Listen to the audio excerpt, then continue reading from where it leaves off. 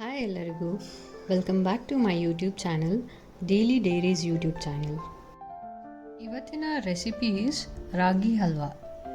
So let us start the video. Ragi halwa ಮಾಡೋಕ್ಕೆ ರಾಗಿನ ರಾತ್ರಿನೇ ನೆನೆಸಿಡ್ಕೋಬೇಕು.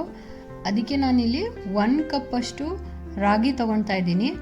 ನೀಟಾಗಿ ವಾಶ್ ಮಾಡಿಬಿಟ್ಟು ಅದನ್ನು ರಾತ್ರಿ ಎಲ್ಲ ನೆನೆಯೋಕ್ಕಿಡ್ತೀನಿ. ಈಗ ನಾನು ರಾತ್ರಿನೇ ನೆನೆಸಿಟ್ಟಿದ್ದ ರಾಗಿನ ಮಿಕ್ಸಿ ಜಾರಿಗೆ ಹಾಕ್ತಾ ಇದ್ದೀನಿ. ಆ್ಯಂಡ್ ಇದಕ್ಕೆ 1 ಬೌಲಷ್ಟು ಹಸಿ ಕೊಬ್ಬರಿನ ಹಾಕ್ತಾ ಇದ್ದೀನಿ.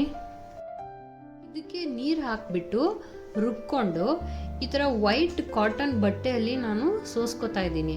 ಅದೇ ಥರ ನಾನು 2 ಸತಿ ಮಿಕ್ಸಿ ಜಾರಿಗೆ ಹಾಕಿ ರಾಗಿನ ರುಬ್ಕೊಂಡ್ಬಿಟ್ಟು ಹಾಲು ತಕ್ಕೊತಾ ಇದ್ದೀನಿ. ಈಗ ನಾನು ಒಂದು ಪ್ಯಾನ್ಗೆ ಆವಾಗಲೇ ರುಬ್ಬಿಟ್ಕೊಂಡಿದ್ದಂತಹ ರಾಗಿ ಹಾಲನ್ನು ಹಾಕ್ತಾ ಇದ್ದೀನಿ. ಇದಕ್ಕೆ ನಾನು ಸ್ವಲ್ಪ ಉಪ್ಪು ಹಾಕೋತಾ ಇದ್ದೀನಿ. ಬಿಕಾಸ್ ಉಪ್ಪಿಲ್ಲದೆ ಯಾವ ಅಡುಗೆನೂ ಮಾಡಬಾರ್ದು ಅಂತ ಹೇಳ್ತಾರೆ. ಈಗ ನಾನು ಬೆಲ್ಲ ಹಾಕ್ತಾ ಇದ್ದೀನಿ.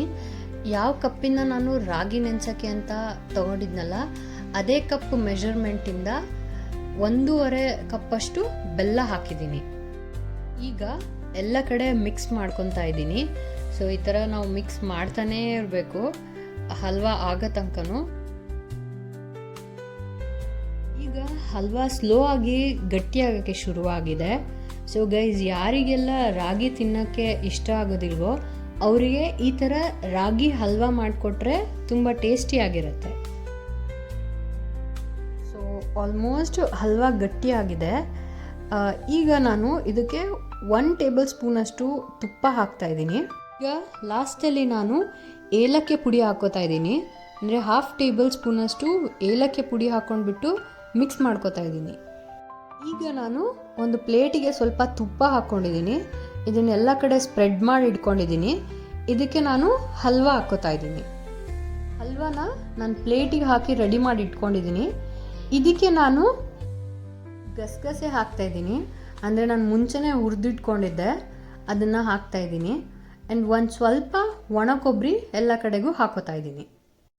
ಈಗ ಹಲ್ವಾನ ತಣ್ಣಗಾಗೋಕ್ಕೆ ಬಿಡಬೇಕು. ಅಂದರೆ ಬಿಸಿ ಎಲ್ಲ ಹೋಗಿ ರಾಗಿ ಹಲ್ವಾ ತಣ್ಣಗಾದ್ಮೇಲೆ ನಿಮಗೆ ಇಷ್ಟ ಬಂದಿರೋ ಶೇಪಲ್ಲಿ ಕಟ್ ಮಾಡಿಕೊಂಡ್ರೆ ರಾಗಿ ಹಲ್ವಾ ರೆಡಿ ಆಗುತ್ತೆ. ವಿಡಿಯೋ ಇಷ್ಟ ಆಗಿದ್ರೆ ಲೈಕ್, ಶೇರ್ ಆ್ಯಂಡ್ ಸಬ್ಸ್ಕ್ರೈಬ್ ಮಾಡಿ. Thank you. Bye everyone.